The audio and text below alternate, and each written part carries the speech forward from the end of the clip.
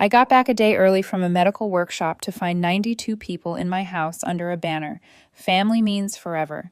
My parents and brother were hosting a massive reunion without me. I didn't make a scene. I did this instead. 2 weeks later, I had 105 missed calls, and my brother was screaming. By the time I turned onto my street, all I could think about was my bed. I was bone tired. My back hurt from 3 days of bad conference chairs, and my neck was still sore from demonstrating posture correction on strangers. So when I saw the line of cars crowding both sides of the street, I let out a sigh. SUVs, minivans, a lifted truck parked half on the lawn. Someone had definitely invited half the state over. I figured it was a neighbor thing, probably a birthday or one of those barbecues where uncles you've never met stand around and yell at ribs. I was still scanning for a parking spot when I glanced toward my house, and everything in my body tensed. There were people inside. I saw movement through the living room window. A man passed by with a plate of food. Someone else opened the fridge. There were voices, laughter. The porch door was cracked open. Someone shouted, "Desserts are inside!" I slammed on the brakes. My stomach dropped so fast I felt it in my knees. There were strangers in my house. My first thought wasn't betrayal. It wasn't even confusion. It was danger. I parked a little further down, away from the crowd, and left my luggage in the trunk. I gripped my keys, not as a weapon exactly, but something solid to hold on to while my brain tried to make sense of what I'd just seen. Maybe I was wrong. Maybe it was the wrong house, as if my porch suddenly moved 3 doors down. Maybe someone broke in. Maybe it was some kind of horrible mix-up. Airbnb squatters, a wrong address. I walked fast but quiet, a knot tightening in my chest with every step. And then, just as I reached the hedge, I saw it. My parents' car parked neatly at the curb, like they were just visiting. I froze. A rush of relief washed through me so fast I almost laughed. Not intruders, not squatters, not a robbery. My parents were here. For a second, just a second, I felt okay. Still confused, but not scared. I stepped closer, trying to make sense of the voices and the noise, and then I saw it. A huge white banner stretched across the porch. "Family Means Forever." Curly red letters, floral decorations on the corners. Some poor relative must have stayed up all night crafting it, like this was a wedding reception. And under that banner, there they were. My mom, Janice, smiling with a lemonade in one hand and a plate of potato salad in the other. My dad, Lou, parked in one of my lawn chairs like a satisfied landlord, and right in the center of it all, Gray, my brother, grinning, hosting, wearing a shirt that matched half the people in the yard. It wasn't a break-in, it was a party, a reunion, a full-scale, catered, coordinated family reunion in my house, without me. No one had seen me yet. I stood behind the hedge like a trespasser, watched my family wander across my grass, carry my dishes, sit in my chairs. Cousins I hadn't seen in years. Aunts and uncles, second cousins, their kids, all of them invited, except me. I didn't cry. I didn't yell. I didn't make a scene. I just turned around, walked back to my car, calm on the outside, numb on the inside. I drove nowhere in particular. I ended up at a cheap hotel with buzzing lights and a suspicious stain on the curtain. Paid cash. Didn't unpack. I lay there fully dressed, shoes still on, listening to the air conditioner rattle and thinking about one thing. That banner. Family means forever. Unless you're inconvenient. Unless you're easy to ignore. Unless you don't fit the matching t-shirts. I remembered a dinner a few months ago, just me, Gray, and our parents. Someone had mentioned a reunion. I'd lit up, said that would be amazing, even offered to help. Said they could host it at my house. Gray had laughed. No one's really up for that this year. My mom had agreed. Too much work. They looked me in the eye and lied, and then they planned it anyway. In my house, without me. They didn't know I'd come home early. They were going to wish I hadn't. There's a word that's followed me around since birth, like a name tag I never agreed to wear. That word is disappointment. Not dramatic, not rebellious, just disappointing. I didn't make a scene. I didn't fail out of school. I didn't get arrested or join a cult or wreck a car. I just failed to be what they hoped I would be, which, from what I can gather, was either a second version of my brother or no child at all. Growing up, no one ever said, "We didn't want a second child," but they didn't have to. The energy was unmistakable. I was the family's limited edition mistake. Unplanned, unbalanced, and tragically, a girl, apparently. If there had to be a second child, they would have preferred another boy, because Gray needed a playmate, and also, boys just get each other. I got that speech once when I was 7.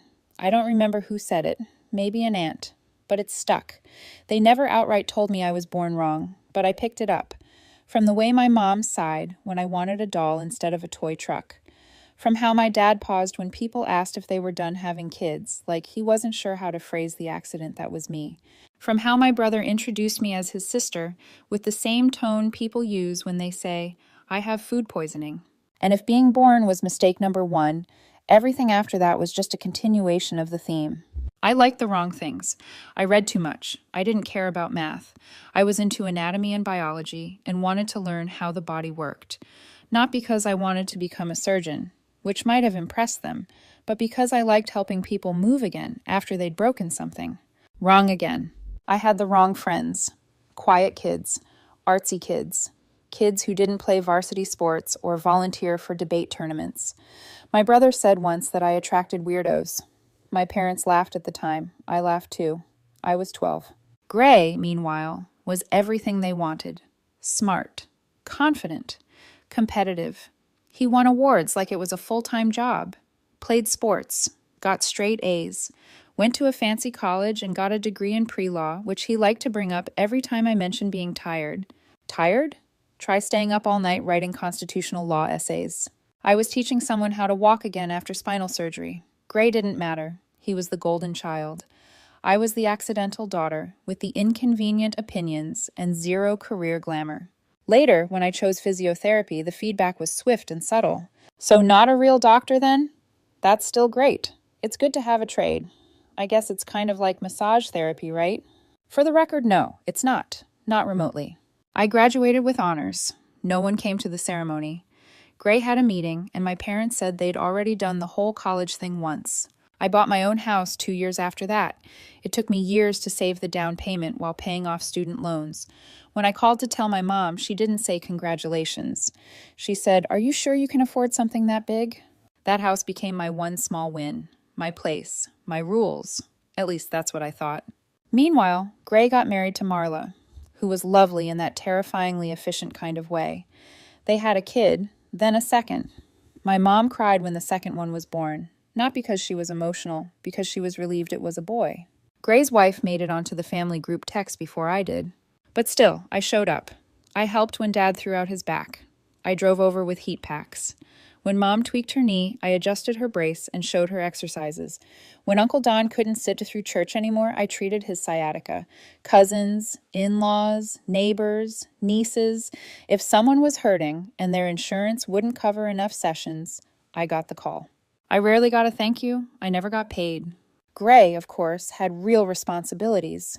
Stressful job. A mortgage. A family. He did rec league softball on the weekends and still managed to be the one who shows up, even when all he did was bring a six-pack and talk about taxes. Once, he pulled a muscle at practice, and I worked on his shoulder every week for over a month. He told me I was pretty good at this stuff, like I hadn't spent 6 years in school to become licensed. I wish I could say I had a breaking point, that I stood up and said, no more. But the truth is, I didn't. I just kept giving, because they were family, because it was easier than arguing, because it felt like if I stopped being useful, I'd disappear entirely. And then came the dinner. Just the 4 of us. Me, Gray, Mom, Dad, nothing fancy. Grilled chicken, salad, polite small talk. Somewhere between clearing the plates and dessert, my dad said, "We should really do a big family reunion one of these years." I remember lighting up. I said that would be amazing. Offered to help organize. Said they could do it at my place. I've got the space now. Gray laughed. Yeah, but not this year. Too much going on. Mom nodded. No one really has the energy for that. I let it go. A few weeks later, I asked again, just casually, in a text, "Any updates on that reunion idea?" Mom replied, "No, I didn't go anywhere. Maybe next summer."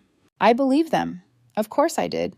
Because even when you're used to being disappointed, you never really expect the people who raised you to lie to your face. But they did. And while I was helping people's parents walk again, mine were planning a 92-person party in my house. Without me. right down to the matching t-shirts. I didn't know why I drove away. Not at first. I mean, there were at least a dozen more dramatic options available to me in the moment. I could have marched into my backyard, ripped down the Family Means Forever banner, and used it to strangle someone with matching DNA. I could have walked in and screamed loud enough to curdle the dip. I could have called the cops. It was technically my house. But instead, I drove, like a coward. Or maybe, just like someone who didn't trust her own voice not to crack. I didn't want to cry in front of them. That was the truth. I didn't want to hear myself ask, why wasn't I invited? And see them shrug, or worse, laugh. I didn't want to watch their eyes dart, avoiding mine, pretending I was overreacting. I didn't want to give them that. They'd already taken everything else. So yeah, I drove until I hit a cheap hotel with clean sheets and no questions. Checked in. Took a shower so hot it could have melted plaster. Curled up on top of the covers with my knees to my chest like a cliché and tried to fall asleep before my chest caved in. Spoiler, I didn't sleep, but I did survive the night. Barely. Thanks to some angry chewing of stale peanut M&Ms from the vending machine, and one deeply sarcastic text I typed out and never sent. The next morning, I checked out. Not because I'd had a change of heart, but because my suitcase was still in the trunk, and my toothbrush was somewhere under my car seat, and because it was still my house. They'd already erased me from the party. I wasn't going to let them erase me from my own life, too. When I got home, everything looked perfect. Too perfect. Cushions fluffed, counters clean. My folded throw blanket placed just a little too carefully over the arm of the couch, like someone had Googled how to reset a crime scene. If I hadn't seen it with my own eyes, I wouldn't have believed it. I dropped my keys in the bowl, took off my shoes, and sat down at the kitchen table like a ghost in my own life. Then I opened my laptop and pulled up my banking app. I'd been sending $300 a month to my parents since I started working full-time. No, my parents never asked out loud. But once I got licensed, there were a few too many comments about high grocery prices and just needing a little help right now. They acted like it was temporary, but somehow it became tradition. Not anymore. One click. Transfer canceled. Then I opened my work calendar and started cleaning house. That follow-up? Deleted. Aunt Lorna's plantar fasciitis check-in? Gone. The cousin with shin splints who texts you up like I'm on call for free leg pain management? Goodbye. And then there was Gray. 10 a.m. Monday. Shoulder mobility check. Quick one before the big game. I hit delete. At 10:04 p.m., my phone lit up. Gray. I didn't even sigh, I just answered. Hey, I said. You canceled my session. Yes. Why? I'm busy. He was quiet for a second. Busy how? It's just a quick tune-up. My game's tomorrow, remember? Yep. So you know how my shoulder's been acting up. I'm sure you can find someone, or stretch, or whatever. You're mad. Nope, I said, leaning back in my chair. Just busy. There was that pause. That slightly squirmy silence where someone's trying to figure out what they missed, because they know they missed something, but you're not giving them the answer key. You good? He asked finally. Totally, I said. We sat in that strange standoff a moment longer before I ended the call. An hour later, Mom called. She didn't mention the party. Not once. Just talked about the weather and how Gray's been stressed about the tournament and how she's been watching reruns of that home renovation show she likes.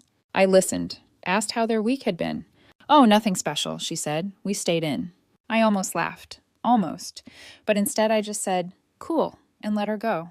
The next morning, my phone rang again. This time, he didn't sound smug or casual. He sounded like someone trying to keep his voice level while everything hurt. Are you home? He asked. Why? I'm coming by. I'm working. Please, he said. I think I messed something up. I can't lift my arm right, and my back's starting to seize. I can't even hold my kid right now. Marla's freaking out. That sucks. He went quiet. Are you seriously not going to help me? I'm not available. A beat, then, Did something happen? I didn't answer. He exhaled like it cost him. Is this about look, if you're upset, just say it. I didn't say anything. He kept going. We were going to tell you eventually. It was supposed to be a joke. So I didn't say anything. It was Marla's idea at first, he blurted. Okay? Like just a stupid idea. And then Mom got involved, and it just kind of turned into a thing. And honestly, we thought maybe you'd show up and it'd be funny. Like a surprise. I let the silence sit there. I could hear him squirming under it. Finally, he asked, You knew? I took a sip of my coffee. No idea what you're talking about. That was it. I didn't say anything else. He kept waiting, kept trying to get a reaction. Like maybe I'd finally crack and yell or cry or ask why they did it. But I didn't. Eventually, he hung up. Later that night, Mom called again. Said Gray was screaming in pain and it wasn't fair to punish the whole family just because I was sensitive. I said I'm busy and hung up. The next day, I got a message from my uncle. Uncle Dennis, the only one with a conscience, or at least a functioning filter. He said he just assumed I wasn't coming, that he didn't know I hadn't been invited.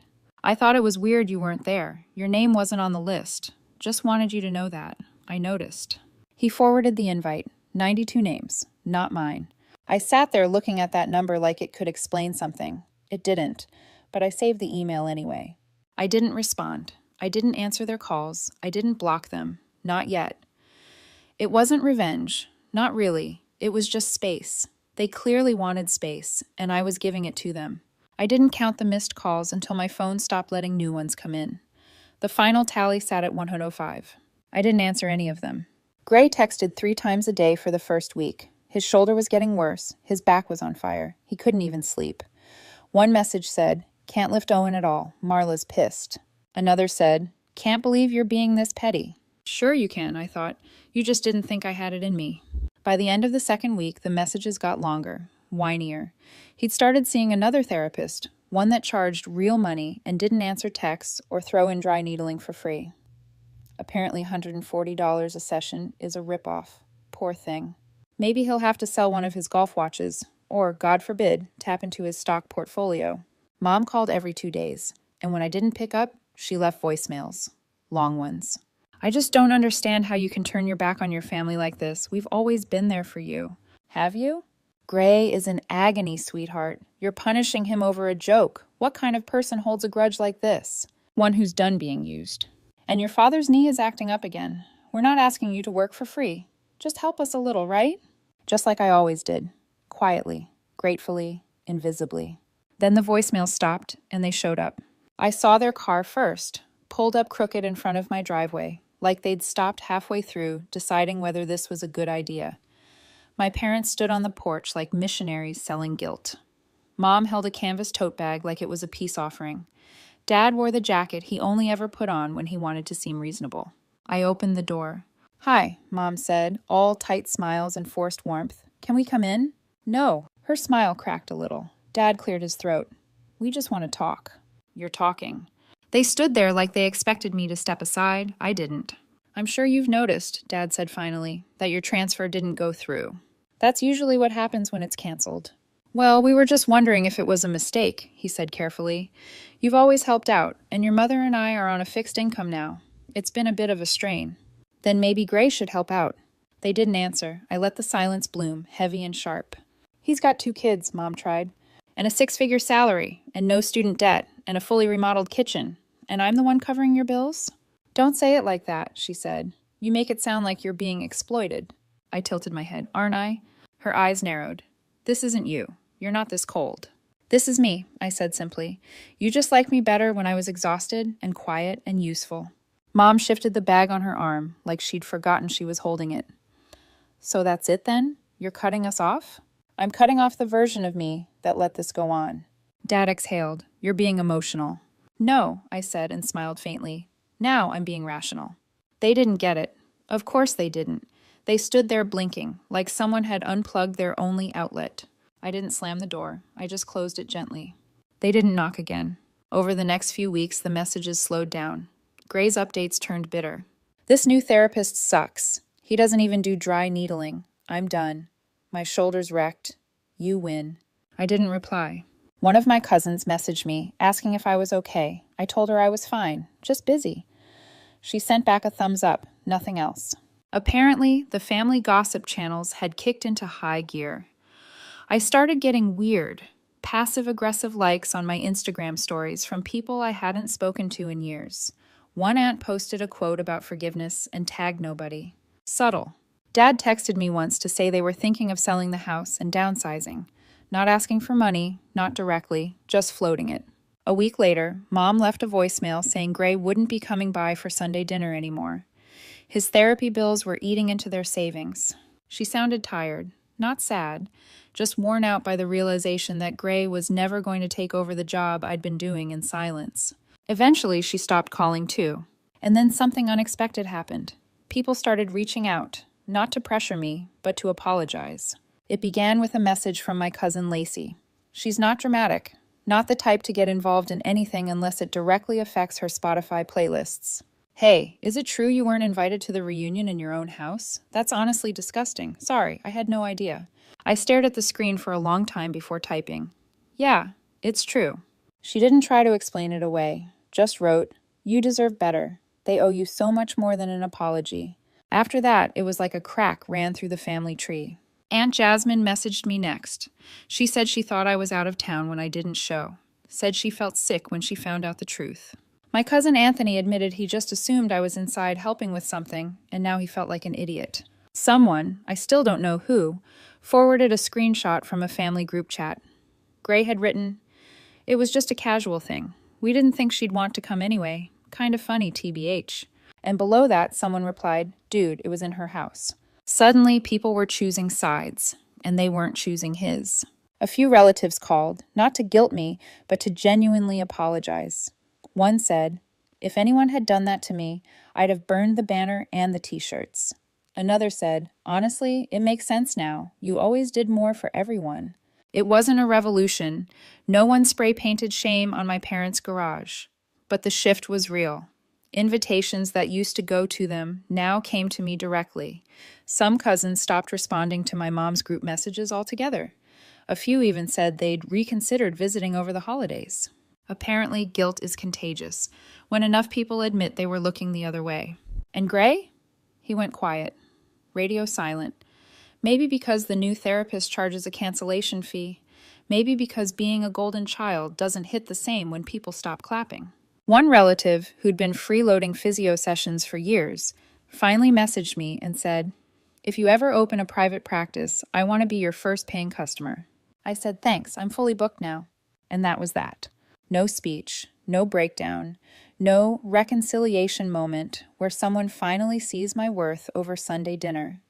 Just a quiet shift, just people showing me, in small ways, that they finally understood. And for once, I didn't have to explain myself. It's been a year. I'm no contact with my parents and Gray. Completely. No calls, no texts, nothing. I heard through the grapevine that my parents finally sold the house, downsized to something smaller. Apparently, their fixed income felt a lot tighter once my $300 monthly donations dried up. Gray predictably didn't step in. Too busy funding his golf weekends and shoulder massages from someone who charges full price. Meanwhile, I've never been more at peace. I still don't give out free therapy to anyone. And funny thing, people respect me more for it. I actually get invited to events now. Cousins check in and loop me in on birthday plans. People say things like, "We missed you last year," and this time they mean it. It's quiet and solid and mine. No more begging for space at a table I helped build. But sometimes I wonder, was I right not to confront them that day? Was it wrong to just walk away? Or was that the only way they'd ever hear me? Let me know in the comments. And if you want more stories like this, don't forget to subscribe and hit the notification bell.